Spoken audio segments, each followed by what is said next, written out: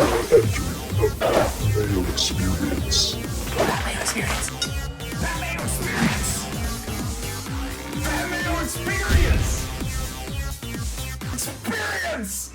Welcome to the Pat Mayo Experience, AT&T Byron Nelson DraftKings picks and preview. If you're looking for my cheat sheet, it'll be out a little bit later on Tuesday afternoon on dkplaybook.com. Also, my course preview and field articles up there as well. Betting cheat sheet will come out Wednesday afternoon after the live chat at 1:30 p.m. Eastern Time on the DraftKings YouTube channel. So check all of that fun stuff out and go back and give the show a like, become a member at Fantasy National.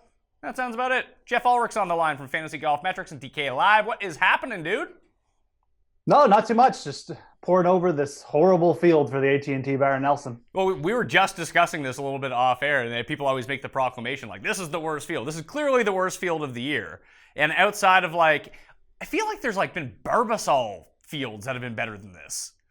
Yeah, it feels like a secondary event, except Jordan Spieth is attending, doesn't it? I mean, that's how bad it is. I don't know. It's still interesting, these events. It's not like I'm not going to play this week. I'm actually more interested because it gives us a chance to play some losers I don't know. I mean, Daniel Summerhays is 7K.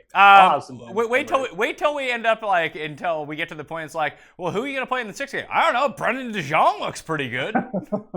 And that might be something that I say 40 minutes from now. So just be prepared for that. 2013, 2014, Brendan DeJong was making cuts. Hey, he made a cut last time out in the Dominican Republic, and he looked pretty sharp at that team event at the Zurich. So you want to push the chips on Brendan DeJong. We're already there. This is going to be a great week. Oh, God. All right. Stats and course. What are we looking at here for Trinity Forest? First time we've been there. How do you approach tackling the stats the first time at a course? Because I got some insider info saying that really long par 5 is playing about 30 to 40 yards shorter. People are going to be able to get it at 2. So maybe some of the longer hitters may have the advantage, but it doesn't seem like that's going to be the case. Yeah, from what I've heard too, I mean, it's not going to play super long. I mean, it's going to be more of a strategery course, but you know, it's a pure link style course. I mean, it's just going to play different from what you see every week. And I know there's talk, it's more like Chambers Bay. It's still linksy. The ball's still going to run through the fairways and stuff like that. There's no trees on the course, so the wind is going to be a big factor. And I don't know. I mean, it's just a unique venue, and I guess you just have to approach it especially when you're going with stats and stuff like that, is just not getting too crazy. I mean, I feel like approach proximity, strokes gained approach is going to be something that's important. Not too worried about strokes gained off the tee here. I feel like most people are going to be able to put it out there in these big wide fairways and decent spots and not have too much trouble like that. Driving distance might come into play. I feel like if you get a couple bombers with good weeks, placing the ball off the tee, then they might gain some advantage there because they're going to be so far down the fairway they'll have wedges in. So a guy like Brandon Grace, who we'll talk about later, I'm sure kind of might fit in that bill. But other than that, a strokes gained approach, par 5 scoring, I'm waiting a little bit, and just like birdie or better percentage, and that's kind of it. Yeah, I went pretty rudimentary. I have them up in the column right now. I went with ball strike, strokes gained ball striking, which combines is the summation of off the tee and approach. But then I weighted approach again just to give that a little bit extra oomph, because I do think that approach means a little bit more, and I didn't want to completely negate off the tee stuff. Par 4, par 5s gained, and birdie or better percentage with a little touch of around the green. So just tee to green stuff, because these greens, they say that they're going to run slow because they're so weirdly sloped and they're cereal bowl shaped greens, that in order to not completely disenfranchise every single player in the field who would probably complain about it, slow it down a bit so people can make some putts. You don't see any stupid 5 putts on the course, things like that. But very chalk week in terms of stats. We'll say maybe sometimes we overanalyze this stuff, that sticking with the basic components of what is successful is the way to go. Yeah, for sure. And as far as the putting and the conditions go, they are watering down the course apparently, but it's going to be over 90 there every day in Texas and some winds. So the course is going to dry out at some point, I think. So it's still going to play pretty fast. I wouldn't get too bogged down in it. It's not going to be super windy, which could mean we see -15 or something like that. I have no idea, though, to be honest, how this is going to play. it's going to be interesting from that perspective for sure. Well, from a weather perspective, my inside info tells me that if it's a south wind, it kind of benefits the field because you can get to the holes a whole lot closer. Now, if you get like an east-west cross, then scorecards could be ravaged at that point. But it looks right now like it's going to be south wind the entire time. Now, this is on a Tuesday morning, not a Thursday morning or late Wednesday night, when probably the best time to look at the weather would be. But from what I can see right now, the wind only picks up Friday afternoon for the first 2 days at least. And if we're going to start projecting like 4 days into the future, just give your head a shake on that one. Just there's nothing you can really do with that. But it doesn't seem, I don't know if that wind is beneficial because it's not like it's not like 40 mile per hour winds. It's like 15 mile per hour winds. So it seems to be pretty neutral the entire time, at least from what I'm seeing right now. Yeah, I might make like one or two of my GPP lineups a stack this week, but I agree. It doesn't look anything too crazy, even though this is a wide open course. So unless things change Wednesday night, that's kind of the approach. I'll just be going neutral. 2 times won't be a huge deal for me. All right, well, let's get into what we're here to talk about, the DraftKings pricing for the AT&T Byron Nelson. First guy I want to talk about is the most expensive player on the board. He is above $11,000, and that might be too cheap for a field of this magnitude with Jordan Spieth up there. $11,900. He's the best player in the field in terms of world ranking. Just from watching, we know he's the best player in the field. This is his home course, or at least he's a member at this course, so a lot of people are putting a lot of stock into that. He said he's ready to win. So if you are to believe Jordan Spieth, then he's going to win. But I always worry about him with this tournament in Texas. It's usually a fade spot for me every single season because he has so many media obligations. He's getting people tickets. He's the one guy at this event that they're, let's hope it stays at this course. Let's run Jordan Spieth out there to talk to the press, all this stuff. But in a field this week, I know it gets bad once you get down to like the lower $7,000 area and into the sixes, but what do you do with Spieth? Do you go overweight? Do you fade completely? Do you take like 25% and just hope you can match the field? I'll probably like try and match the field, maybe 25%. Although I think he's going to be way higher owned than 25%. It could change by the end of the week, but I don't know. It's such a weird. It is a weird setup. I feel like he is a little bit too cheap, but at the same time, the pricing for the other players came up a bit. Like, we got Leishman in the 9K, Bo Hosler's 9K, Jimmy Walker's 9,500 now. So if you use Spieth, you can't necessarily stack him with 2 of those other players who people are going to sort of like. I mean, Adam Scott is another guy whose price went way up, right? So it is an interesting scenario. If you take Spieth, you're going to have to bypass a lot of those 9K guys, which I feel like a lot of people are going to be talking up this week. And you're going to have to take some shots with some guys in the 7K range. Now, we both, I think, like some players in that range, but Spieth is you're going to have to go with these value guys in the 7 to 8K range who aren't really there this week because of the weak field. So you're really going to have to do some searching with him, I guess. At the same time, he's the overwhelming favorite. This is the biggest betting favorite we've had, I believe, of the year. I think he's 6-1 or 5.5-1 now. So it really lends itself to, I would probably start a cash game with Jordan Spieth this week because I don't want to miss out on having the winner in my cash game lineup and just bypass a couple of those other guys I'm talking about and load up in the 8K or 7K range. I think that's probably the best route to go. That's a really interesting thought about cash games. I would not have put Jordan Spieth as like my anchor there. I would have probably played just a balance lineup. Not that I'm playing a ton of cash games, but yeah. Even when you look at the guys in the lower $9,000 to $8,000, upper $7,000 range to build those balanced lineups, I mean, they're not safe whatsoever. Like, the only reason that they're 8,000 is because this is a crap field and they would normally be 7,100. Yeah, exactly. I mean, JB Holmes, nice DFS play, probably still a good play, but he's not safe, right? I mean, he's just coming off a missed cut at a course a lot of people liked him at. So Russell Knox hasn't been making cuts. I mean, Maverick McNeely, talented player, but he's not what we'd call like a cash game staple or anything like that, especially in a PGA Tour event. He's been on the web.com. So then you go down. I mean, Martin Laird is probably going to be a really chalky play because he has been making cuts. He's actually been playing really well, even if you look at the stats. So, but other than that, maybe Keith Mitchell, but even Keith Mitchell on this weirder layout doesn't feel safe to me. So I don't know. It's just the week you're going to have to really trust your guys and trust your gut. And I don't know if there's much difference between a cash game and a tournament play this week. I don't know if there ever is, but this week for sure, I don't think there's much difference. All right, so the other two names that are above $10,000, you have Matt Kuchar and then you have Sergio Garcia. I can see both these guys getting bypassed because more people will just be willing to pay up for Spieth. Then there's no chance of you having these guys. And like you mentioned, you have your Graces, Leishmans, Beau Hosslers, Jimmy Walkers, Adam Scotts that are probably going to be a pretty attractive second option, or even pairing three of those guys together that you might get some low own, like you rarely get low ownership on Matt Kuchar or Sergio, but this could be the week.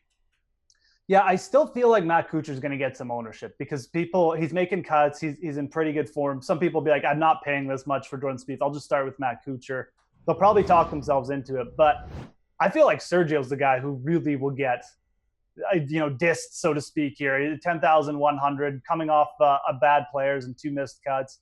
He's let people down 3 times in a row now, essentially, right? So coming back to Texas where he missed the cut at the Valero Texas Open, and there's just not much going on with Sergio, and there's no sentiment building there. So 10,100, the third most expensive player on the board. I think he's going to be a good GPP pick this week. I think you'll get him at good ownership anyways. I don't know if he's going to play well, but I don't mind him this week. He's him and Hideki are the players I am going to look at the ownership projections on Wednesday night once we really finalize them on Fantasy Golf Metrics and see where those two are at, because I'll want to go overweight on at least one of them, because I really don't think like the general field is going to be heavily on either of these guys. Well, I would throw Billy Horschel into that mix too, who just seems hilariously overpriced in the upper $9,000 area. That if you want to concentrate a core of Hideki, Sergio, and Billy Horschel, I don't love that. There's a reason that they're not going to be super highly owned. They all come with varying degrees of risk and potentially better options at a cheaper price right below them. But if we're thinking about game theory when it comes to this and these larger GPPs, if you own 10% of Billy Horschel, you're going to be overweight to the field. If you own 10% of Hideki, you're probably going to be overweight to the field. Sergio will probably come in around 10%, I'm guessing. So if you own 15% of him, where if you were to own Kuchar, you'd probably own 25 to 30%. I'm thinking that if you just wanted to have more than the field, because like you said, he's always going to carry ownership, that instead of taking Kuchar, completely fade Kuchar, get the savings, and just populate those lineups with those 3 guys instead. Yeah, and that's the thing. You get the savings with Sergio and Hideki over Kuchar this week. Because, I mean, I was kind of shocked when Kuchar was the second favorite, but I guess, he's made like 14 cuts in a row again. So he's cashing checks. And he did play good like at the Open last year. It's a little link-style layout. So I guess he, in a sense, he does deserve it because Hideki and Sergio haven't been playing well. But I was a little surprised to see his price and his odds this week. After that, I mean, I feel like, Walker, Grace, Scott, Leishman, those are going to be semi-chalky guys, but I'm not sure where the ownership's going to fall necessarily. I think it's going to be Adam Scott, but, it's a pretty big price jump for him too. So maybe people are a little bit afraid of that. So the entire $9,000 area, Hideki at 9.9, Horschel at 9.7, Walker at 9.5, Grace at 9.4, Scott at 9.2, Leishman at 9.1, and then Beau Hossler at $9,000. Like you mentioned, Hossler's getting talked up a lot here, and it's going to be really difficult to figure out where the ownership is going to be distributed. I just think a lot of people play 3 guys from this range to start their lineups and go with a balanced attack approach. And that's not the craziest thing to do in this field, with it being so weak that if you can get 3 really solid guys on your team to begin with, and you have to bypass Spieth and bypass Kuchar, then it's not the end of the world if all those guys come inside the top 10 or top 15 or one of them wins, anything like that. But you mentioned Adam Scott. It's funny because anyone who ever touts Adam Scott, Adam Scott sucks. Adam Scott sucks. Now he goes up $2,000 in price. Like, Adam Scott's great. You need to play Adam Scott. It blows my mind, the recency bias behind all this stuff. Yeah, it's that 1 week where he didn't let everyone down with the putter, right? And the thing is, his ball striking still isn't that good, but Adam Scott's ball striking, even when it's like 80%, is still better than most everyone, right? So I don't mind. I guess I don't mind Adam Scott. I would prefer Jimmy Walker, to be honest. I think you'll get lower ownership. We have him trending really nicely too, in like every single category pretty much this week. I think he's actually, for the survival guide on our site, I think he's the number 1 ranked player for us. So I like going with Walker. I mean, he played well last week, finished strong, bogey free, like 5 under on Sunday. He's won in Texas before. I think he resides in Texas now, so he's got that going for him. But if Adam Scott is going to be 20% owned and Jimmy Walker's going to be 15, I'll take Walker in this scenario for GPPs at least. Cash game, I think it's fine with Scott.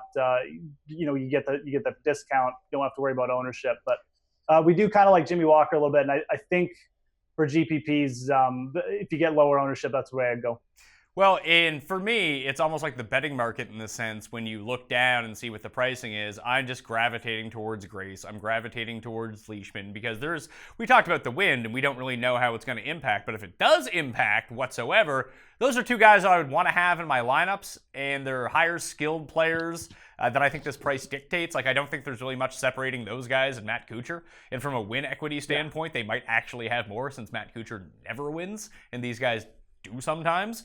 And if we talk about like link style courses, I don't think you're going to have like your typical link style, like, hey, I'm going to burn it up onto the green. It'll play more like Pinehurst in a weird way where you can burn it up to the green, just not get on the green. Then you'll have to use your short game from there, kind of like Chambers Bay, kind of like St. Andrews. So we think Chambers Bay, we think St. Andrews, Grace and Leishman are two guys that have performed well there, and we know that Brendan Grace, obviously last year at Royal Birkhead, was able to generate that really, really low round, the 62 at a major. You're like, whoa, that's pretty good. Maybe he can do something like that here. And he has played well at Valero before, so he's not unaccustomed to what the Texas conditions can be. So those are the two guys that I would be building, that I am, not would be, I am building my core around this week. Yeah, Grace and Leishman from the links perspective, I like a lot too. And I actually do like every one of these players we're talking about, even Bo Hosler. Although I'm a little disappointed, it looks like he's going to be really popular this week. Well, is Bo Hosler just an ownership fade? He might end up being, unfortunately for me, just because you have so many other options.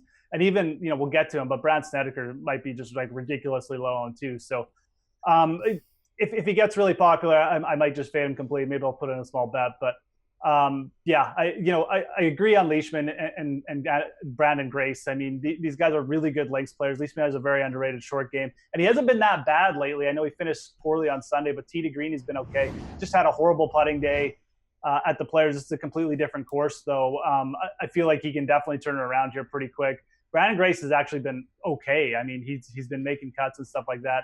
He just had his kid about a month ago, so should be, getting back into form here, kind of ready to win. I assume that's why he's at this event. He feels like he's got a good shot.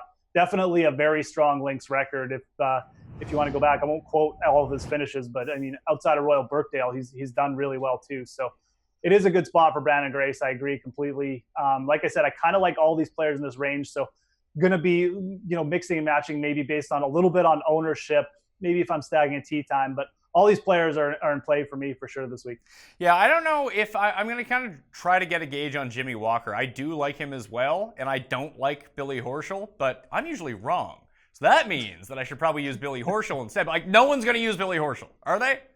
No, you're dead right on that. It's the first thing I thought too. I mean, Billy Horschel's going to be like 2% owned, like legitimately probably 2 to 3% owned, I think, unless someone pops up and starts screaming that you should play him, but I don't think we'll hear that. It's a ridiculous price, and he's 20 to 1. He's lower in betting odds than Walker, Grace, Scott, and Leishman in most places. He's obviously higher in salary here, so it's weird, but he's kind of priced himself out of being used, I guess. Leishman's a funny thing because he's 6th tee to green over the past 24 rounds. He's top 10 in terms of par 4 scoring. He's top 5 in terms of short game, and the best tournament that he had in that stretch, the Masters, isn't even weighted in that. Right. That's the thing. I mean, he's actually had a couple top 10s over his last few starts. So it's not like he's playing that bad. I mentioned it. It's really just been the putter. It sucks because he was such a good putter last year, but he hasn't quite been able to find the consistency with it this year. So at the same time, it's just putting. This is a completely different course. So he gets it rolling here early, and he might just take off again. So the rest of his game seems not too bad. A little bit of issues off the tee, but he always sometimes sprays it a bit. So I'm not too worried about him, quite frankly. If you want to go cash game Adam Scott, I think that's fine. I think I would probably lean Scott in cash games and Leishman and GPPs. Hopefully you get lower ownership, but both those players definitely in play. Of the $9,000 range, I don't want to take everyone here because that would be kind of pointless, and I really want to focus down my core. Like I said, Grayson Leishman are my top 2 plays. Feel like I'm just going to have to use a little bit of Horschel just because, since no one else really seems to want to bite that bullet. And Hideki is still right there too. That leaves me with very few people like on the chopping block, so I'm probably going to fade Hostler. Do I fade Scott and Walker and just hope they have bad weeks? One trend I've noticed, and this is it's more like just the winners trend of the players. Guys who played like semi-poorly or poorly at the players and then come to the Byron Nelson have done really well. I mean, the best winner over the past 6 years has been Sang Moon Bae, who was T33 at the players and then won the Byron Nelson. Horschel, I think, missed the cut last year. You just go back. Every player who's won the Byron Nelson over the last 6 years has played like crap at the players and then come here. So I don't think fading Scott and Walker off long, hard weeks at TPC Sawgrass is that bad an idea, quite frankly. Like I said, I'm fine with Leishman. I don't care that he ejected in the last round. Bo Hosler wasn't really in contention, so it might just be one of those energy-saving things. I mean, I don't know, but it has kind of worked out that way in past years. So I don't think fading the high finishers last week, who are probably going to get the recency bias bump in ownership, is a bad idea this week. All right, so if people take 2 or 3 guys from this range or go Kuchar or Sergio, then drop down and take someone else, there's one name that pops out at the very bottom that I don't know if everyone's going to go to him because people hate this guy's guts, but Kevin Na is weirdly underpriced for this field, and I can't figure out why. And you mentioned, yeah, he's in poor form, but that's the thing about this field. They're all in poor form. Like 2 straight missed cuts is like good form for this field. So when I think about Kevin Na, I don't even know how chalky he's going to end up being because people hate him, and he's burned people in the past and very recently as well. But $7,200 for a guy who's 55-1 to win. When you look around him, 125-1 Kevin Tway, 100-1 John Huh, 160-1 Corey Connors, Patty Harrington, 175-1, T Dunks in Texas, 175-1, like. Greg Chalmers, 200-1. He's clearly the best guy in this range. Like, what do you do? Hey, don't diss Chalmers, man. He's apparently his ball striking is getting better, which means he's like 90th in the field in ball striking. Super Nintendo Chalmers? Yeah. He's trending, but no, I mean, I agree on Kevin Na. I mean, he's 7,200. I was actually thinking about betting him this week. I thought we might get like 60 or 70-1.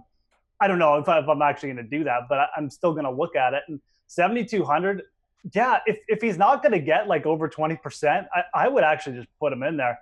Very good short game. I mean, this is the kind of event, too, where Kevin Na can come and be confident that he can compete, right? So he's got to pick up a few points. I wouldn't be scared of playing him this week. Now, if he's going to be like 25, 30% owned, that's a different story, and you can fade him. But I think you're right. I really feel like most people will just say, well, he's Kevin Na. He's not even playing well. I'll just take a chance with like this guy who people are talking up, like Duncan or Corey Connors again or something like that, or maybe they'll drop down to Richie Werenski. But I have a feeling he's not going to be as popular as some people think too. I think he'll still might crack the top 10, but he's not going to be so popular. But yeah, if you look at the odds compared to his salary this week, he's got to be the biggest value. I mean, he's 50, 60-1. I don't even know if he's 60-1 in spots, but all the other people around him are 100-1, 150-1. So very good value with Kevin Na this week. A very good short game, which should help him on this course. I don't mind him at all. Yeah, well, what I'm thinking is I want to play Adam Scott and Jimmy Walker, but I have more confidence in fading those guys and just having more shares of Leishman and Grace and Hideki or some Horschel than fading Kevin Na and using Ben Martin or Cameron Percy. Like, it's a trade-off that you have to do. You can't just play the chalkiest lineup. You can play like 4 really chalky guys and find 2 guys elsewhere. Maybe I'll do that instead, but I don't have to use Kevin Na. I am choosing to use Kevin Na, and I'm going to feel pretty good about it, I think. I think that's the play, Pat, to be honest, because, again, you can talk yourself into the other guys, but they're not even comparable in odds, in upside when you think about it. Yeah, I mean, one of these guys could definitely pop, and some of them are in good form. We like Joel Damon at 7,100 too. I'll give him a shout out. But, these aren't consistent players. I mean, yeah, they could pop this week. They could also shoot 77, 70 and miss the cut or something. So, just take that into consideration that you're getting a very good price on Kevin Na. If he's not going to be overly chalky, going overweight on him isn't a bad play. Well, it's funny because I got into this situation at Pebble Beach, and my producer Paul was playing that week. He's like, Russell Henley's odds for his price are just stupid.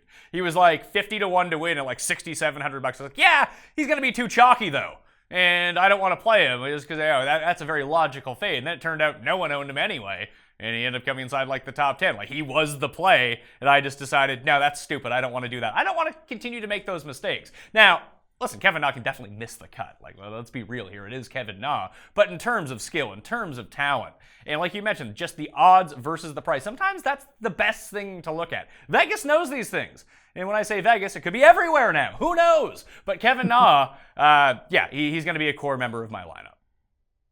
Yeah, I like I said, don't overthink this one. I think it's a good comparison to Henley. I remember I almost made the same mistake. I think I popped him in a couple lineups. But yeah, sometimes these guys lower down the field, they're not as heavily owned as you think. It usually ends up being like the 9K and above guys that get the really chalky ownership because people are worried about missing the win. I don't think people are necessarily worried about the same thing with Kevin Na, so they don't mind going over to another play.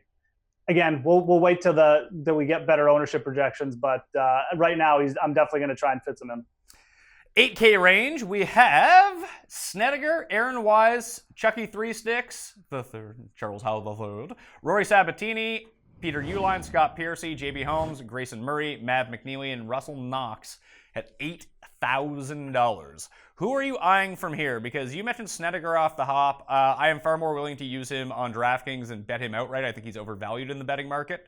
But I think that he's a nice pivot off some of these guys down here. So I like that. Other than him, I'm going to play Sabatini and I'm going to play JB Holmes, but my favorite play is Grayson Murray.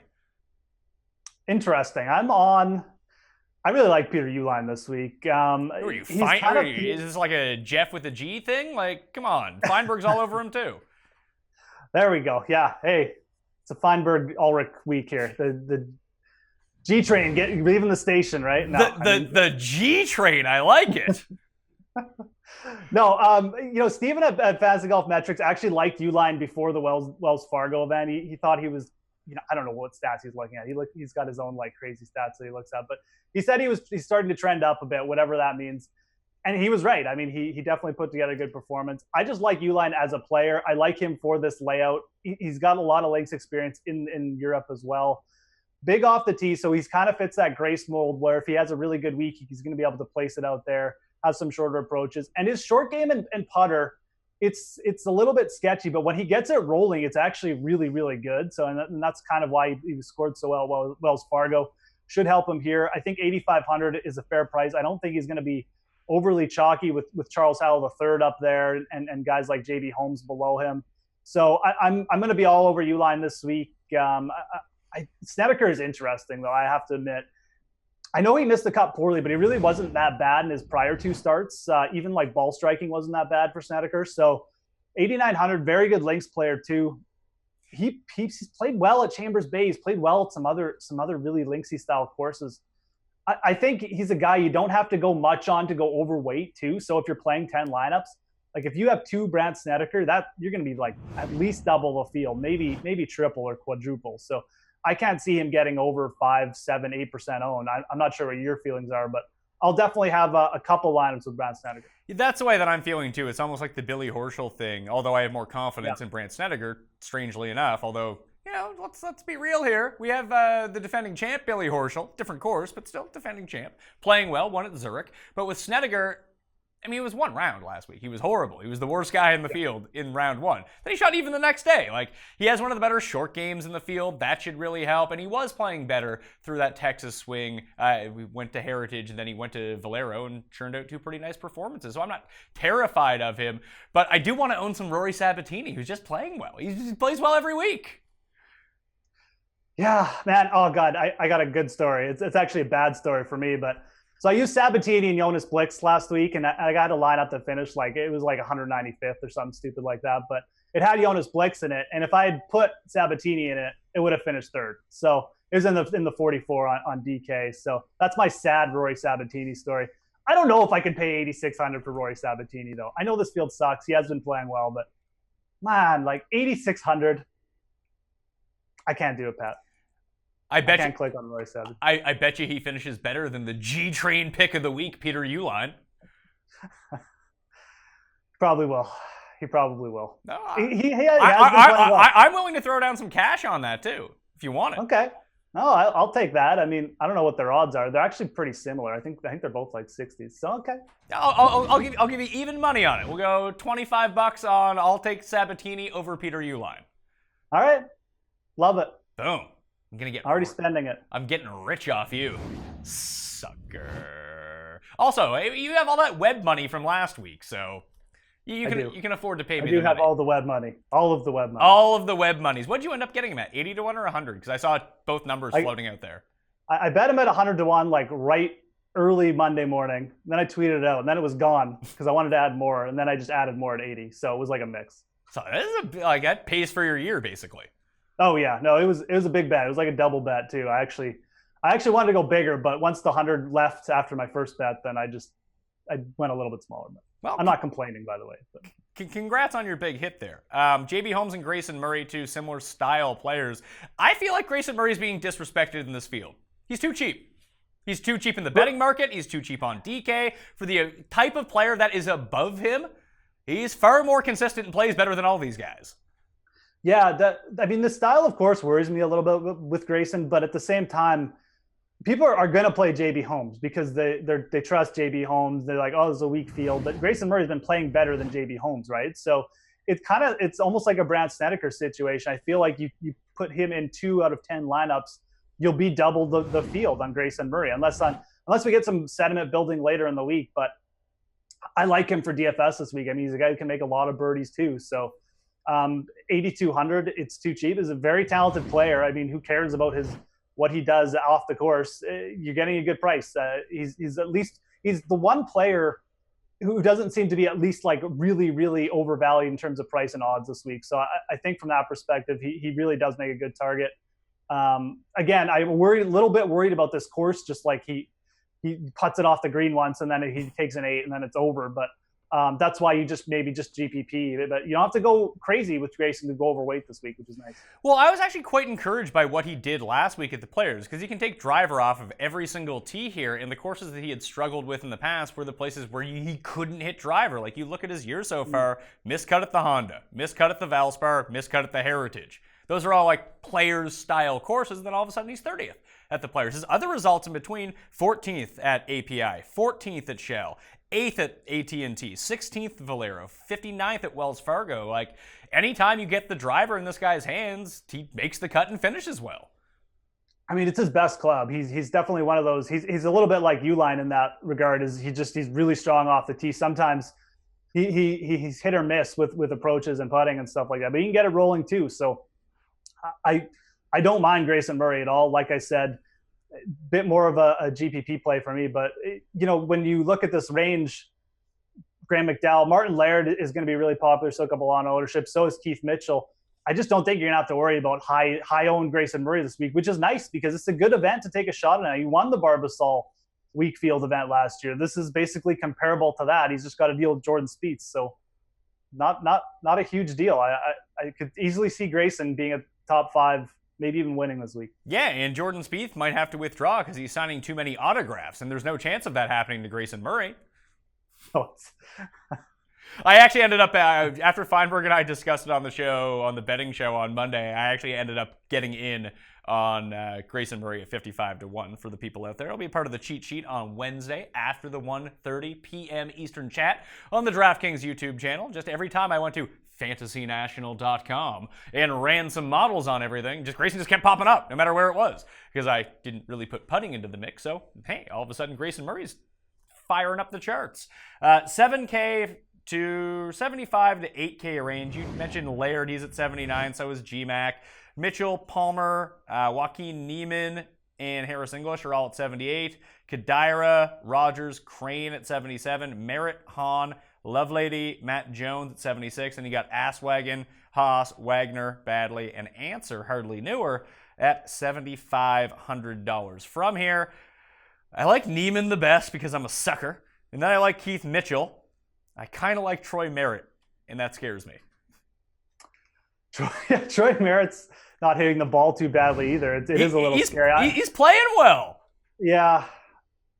There's another player in this range that kind of ranks out highly for us. It's Ben Crane, and that just makes me. I hate playing Ben Crane. Like, he's talking about slow players. I mean, people get on Kevin Na. Ben Crane is, but I mean, that's the kind of field it is. Ben Crane's made a few cuts in a row, and now he's trending better than like 90% of the field. So, same with Troy Merritt. I mean, not really the greatest DraftKings plays in terms of like, power off the tee or anything like that. But both these guys are pretty consistent, and in this field, they bring decent value, I guess. I don't know. But both of them are trending.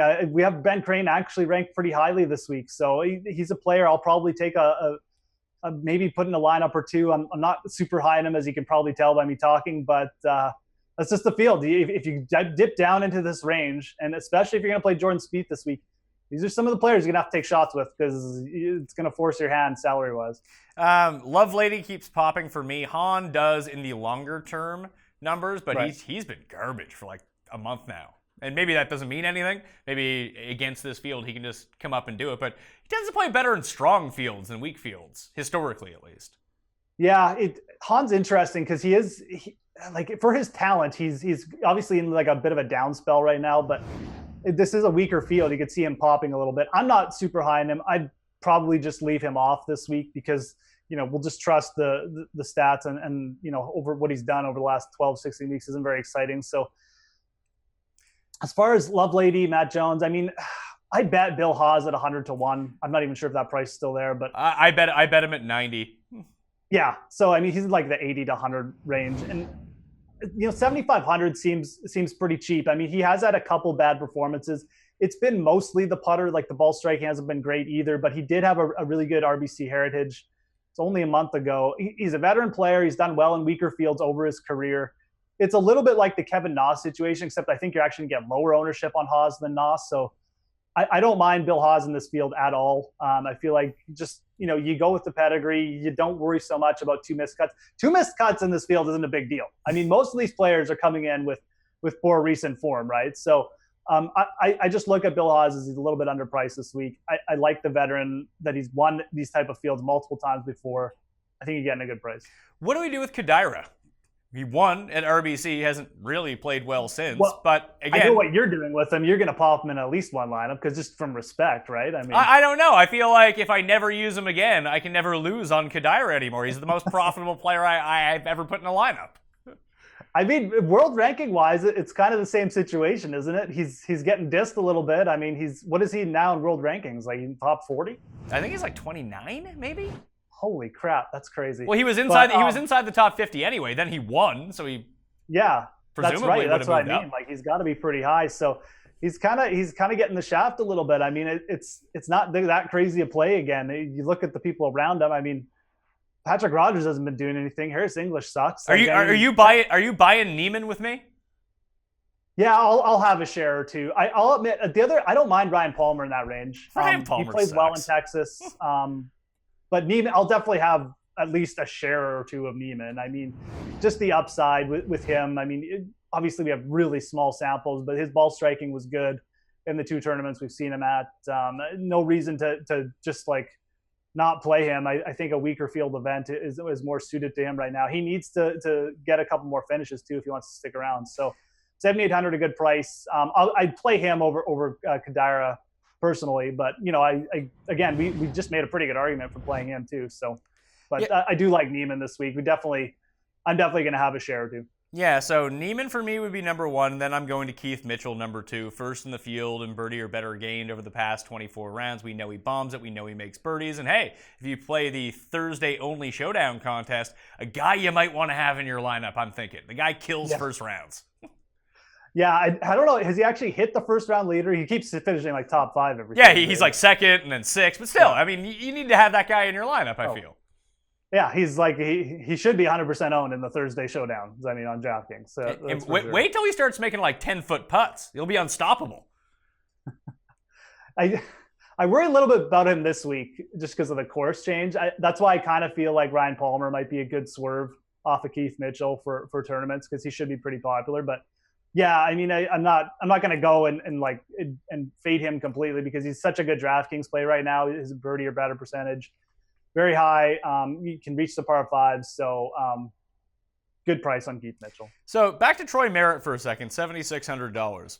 21st in ball striking in this field over the past 24 rounds, 15th in par 4 scoring, 22nd in par 5 scoring, 17th in approach, 39th in birdies or better gained. And we know that he's basically Greg Chalmers once he gets the putter rolling. The guy is a very good putter historically.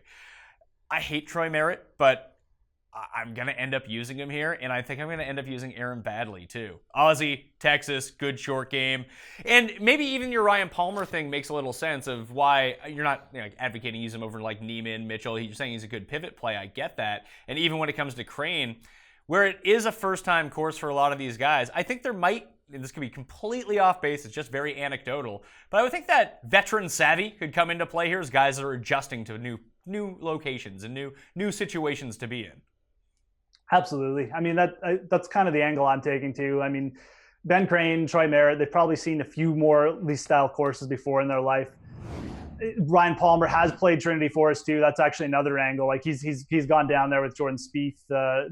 They're friends, so they've played some matches on Trinity Forest. Another reason to like Ryan Palmer. But yeah, Aaron Baddeley, definitely, especially growing up in Australia, probably played some similar style courses. They have some more open style courses like this there too. So Baddeley would definitely be on my list. As far as trending goes, Crane and Merritt, it would be higher, but Baddeley's a guy who can pop up. He won the Barbasol 2 years ago too. I mean, another weaker field event. So definitely, again, Baddeley using 1 out of 10 lineups to probably double the field. So you don't need to go crazy with these guys, but they're all viable plays this week. I mean, it's like you said, I'd rather target a couple veterans than take it who are trending okay and then take a chance on, JJ Henry. I don't know. But what about Spawn? All right, well, from the 74 to 7,000, Spawn's right there. I'm in. I bet him. I'm going to use him in DK. You talk about guys that everything's kind of there except for the putting. That's him right now. When he first came back from the injury, he was piss poor across the board. Now he's just piss poor on the greens. But he's getting to the greens with no problem anymore. Yeah, it's really weird. We looked at him last night, and Steve couldn't figure out why he was playing so poorly because his tee to green numbers are really good. Like he's top 5, top 3 in the field or something over the last 12 weeks. So. I can answer that pretty easily for you here. He lost 5.2 strokes in 2 rounds last week at the Players. Week that he had a positive putting performance last time in Texas, he gained 2 strokes and finished 26. Gained a stroke and a half, finished 26. Lost before that. 0.8 before that. Lost 5 before that. And it's not like he was a bad putter. He was usually alternating good weeks with bad, almost like what you say with Uline. When he putts well, he putts really well. When he doesn't putt well, he's very rarely just above average. He's either really bad or really good. And if his tee to green game is going to check out like it does, why not take a shot? There's no one else down here besides Kevin Na. Yeah, exactly. That's pretty much where we ended up too. I mean, I kind of like JJ Spawn this week. He's a player who can get it going, so he's very volatile. I mean, obviously he's missing a ton of cuts, and his one finish though was pretty strong. So, and in this weak field, he plays like that. He might top 10 again. So, I definitely think he's GPP worthy. I'm not going to go crazy. Like I said, don't have to have too much of him, which is nice with most of these guys. So, and yeah, after him, I mean, it starts to thin out even more. So, I like JJ Spawn enough to at least consider him for my lineups. So what my plan to do in this lower area is, if I do use 25% Spieth teams, this is an area I'm going to have to really hammer. So I'm going to try to concentrate my core up top in terms of these higher end players, just so I can cash in if they cash in. But I'm thinking I'm going to distribute the wealth, take the Karl Marx approach to the lower $7,000 area here and just give back to the people. Sam Saunders, The Gooch, Tyler Duncan, Johnny Richie Wierenski, Gribble, Garrigus, just some mix and match of those guys across my lineups. You got anyone else for me? Joel Damon. I don't hate Summerhays this week. He played well on the web.com. Damon for sure. You guys talked about Putnam too, didn't you, yesterday? I like Putnam this week, actually. Yeah, I really like Putnam too. But he's in the $6,000 area though. We'll get to him. Oh, he is. Yeah, that's true. So you don't even have to go down. Yeah. But as far as 7K, Damon was a guy who's ball striking well. Like I said, he's very volatile, but he has struggles. He's kind of like Lucas Glover, he's a good ball striker, but sometimes he'll miss some 5-footers. I don't hate Summer Hayes. I'm not sure if he's got like the greatest upside for DFS, but he's consistent. He can sink those 10-footers, and he played well last week. He's got a lot of motivation too. So those are two other players from this range I'd throw out. But I'm mostly on with those players that you threw out. Ribble's interesting. I mean, just from a perspective, he's a local guy. I think he made his first cut in like a year last week. So. He struck the ball really well last week too. Yeah, he's a really strange player because he was really hot on the web.com, and then he took that form and won the Sanderson Open like 2016, and then he just disappeared. It's like he got that big check and he's just like, I'm taking the rest of the year off, and he hasn't really found that form again. But he was really, really good on the web.com for a year. Like he was challenging at multiple events. When he gets on a birdie run, like he makes a ton of birdies in a row. I think he birdied like 5 holes in a row to win the Sanderson. So if he gets it going here, I mean, he could definitely factor into this event. And from DFS perspective anyways, he might pay off with some birdies and stuff like that. So it's just another player. You put him in 1 of 10 lineups, probably double. Good GPP target. Yeah, and it gives you a reason to just like distribute your exposure down at this level as well, where you don't, outside of Nah, who if you go overweight on him, you'll probably have to own like 20, 25%, maybe 30%. Other than that, like you mentioned, like 2 of 10 lineups, 2 of 20 lineups, even with some of these guys, you're going to be massively overweight. And then that way it's almost like I did that week when I had Kadira. You just hope you get them in the right lineup and they're the ones who hit, and all the guys at the top who you've concentrated around also hit, and boom, you're dancing. You just give yourself a few more bullets down here. The other two, Corey Connors rates out really well for me. He's actually 15th over the past 24 rounds in everything that I looked for, focusing mainly on that ball striking. The other guy's Kevin Tway. That I never really have a good feel for Kevin Tway, but here he is. He's at $7,200. He's besides Hudson Swafford, who's just been garbage lately, he's like the best guy down here. Yeah, I always forget about Kevin Tway. He's another pretty talented player, really big hitter, like maybe one of the top 5 drivers of the ball off on the tour. So he's been in pretty good form, like making cuts. You bring him to this weaker field event, and you could definitely expect better things from him. He's played well in Texas before. He was top 5 Valero last year. So again, you don't want to get too fancy down here. I mean, obviously we're talking about a lot of players, but Kevin Tway would be on my list of guys I definitely target. Nah, going down, I mean, you might want to sprinkle in like Gribble, Damon, a couple other guys you mentioned, but Tway, Nah, and going down, we'll talk about Putnam, but I'd pick 2, 3, maybe 4 guys max. I'm just going to hammer them this week personally, because I feel like there is a little bit of a talent gap between some of these players, and I just like them a little bit more. I'll let other people get super fancy personally, but Tway is definitely on my list of players that I'll go to in this range. Well, everyone seems like they want to get fancy with Werenski because he does rate out really well, coming off a decent performance at the Players, tends to play a little bit better both at Career Builder and in Texas. Those are the 2 spots where he plays well. I'll use a little bit, but I don't want to say that he's going to end up chalky because I don't think that I just feel like not enough people just even know he exists for him to be chalky. Yeah. So that's tough. What do you think his ownership will end up coming in at, like 7, 8%? Yeah, I think 10 max is what I was going to say. He might get up to 10 in some spots. Maybe in like the higher buy-ins, he'll be over 10.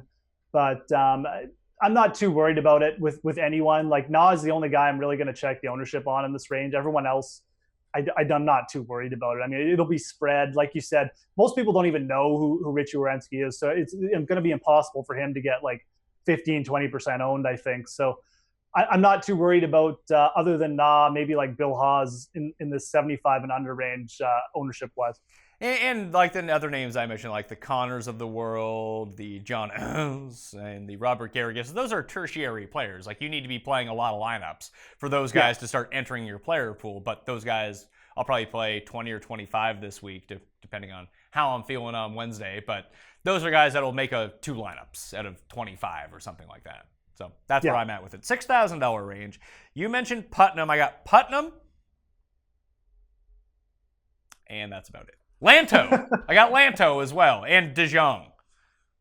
Lanto's a good player. He hasn't shown it really. Lanto scores. Yeah. It seemed like, and this hasn't happened as much lately, but for a stretch between like February and April, you'd be like following PGA birdies, and all of a sudden you get a notion like he'd have just like 5 fire emojis right after his name, and then somehow he wouldn't make the cut. It's like, what's going on with Lanto? The guy gets real hot.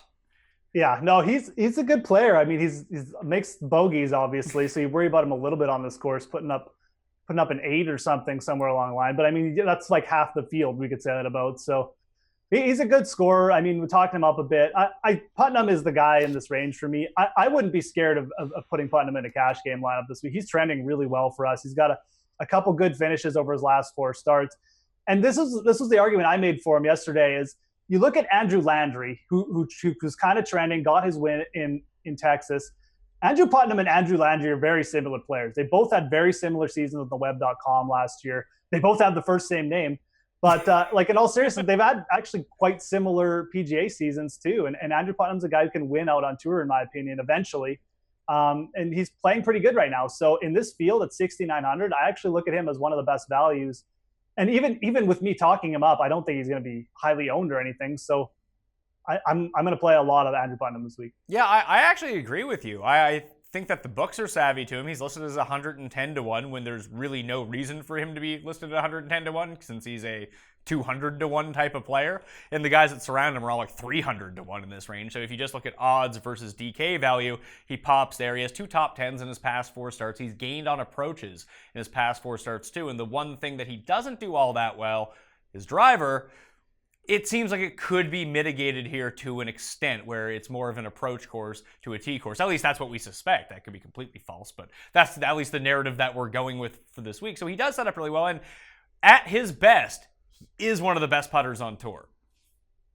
Absolutely. And I mean, I've heard people talk, like you're going to have to sink some 10-footers on this course. So he starts putting well. I mean, it could definitely roll. It's kind of how Landry got his win too. He had a good putting week, and he was in a weaker field. So it might not happen, but I do feel like this is a great time to target him for DFS anyways. I did put a bet on him. I got him at some really good odds. So I'm in on Putnam this week. There's just not much else down here that's getting me excited at all. I mean, we mentioned Lanto, but Denny McCarthy is a guy who can sometimes put together a couple good rounds. I don't hate.